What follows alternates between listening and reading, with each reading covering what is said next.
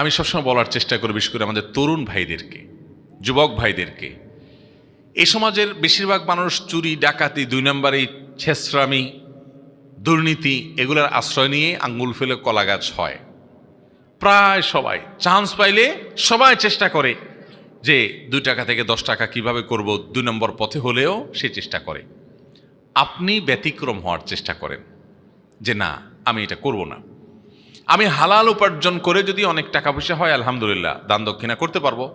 আর যদি সেটা না হয়, হারাম আমার 1 পয়সারও দরকার নেই, হালাল বহু টাকা দরকার আছে, আমি সেটাকে না করব। এটাতে সমস্যা হবে কি, আগে ভাগে বলে দিই। সমস্যা হবে, বাপ মাও খুশি হবে না, বউটাও হয়তো খুশি হবে না, ছেলে মেয়েরা হয়তো খুশি হবে না। তাদেরকে খুশি করার জন্য প্রথম কাজ হলো তাদেরকে দিন বোঝাবেন। দিন, যে গোটা দেশটা আমি কিনে ফেললাম এক সময়, হয়ে গেল অনেক টাকা পয়সা, তো নিয়ে যেতে পারবো কিছু?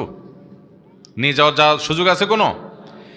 কাফনের যে কাপড়, এই কাফনের কাপড়ে কোনো পকেট আছে? তার মানে কিছু নিয়ে যাওয়ারও সুযোগ নাই। তো কার জন্য করব? আমি 2 নম্বর পথে টাকা কামাই করে রেখে যাব, ছেলে মেয়ে নাতিপুতিরা ভাবচক্র নিয়ে চলাফেরা করবে, আর ফেরেশতা মুগুর মারবে আমাকে। এর চাইতে বেকুব এবং নির্বোধ আল্লাহর জমিনে আরেকটা হতে পারে?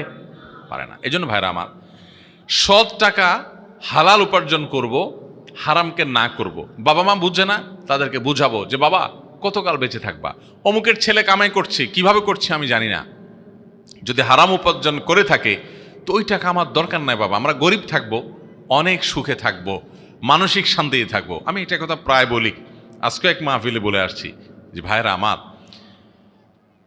যারা অবৈধ পথে উপার্জন করে 2 নম্বর টাকা দিয়ে বড় লোক হয়, আপনারা আমরা দেখতে বাহির থেকে মনে করে যে অনেক সুখে আছে, তাই না? বিশ্বাস করুন, দুঃখের সাগরে তারা হাবুডুবু খেতে থাকে। দুঃখটা কিসের?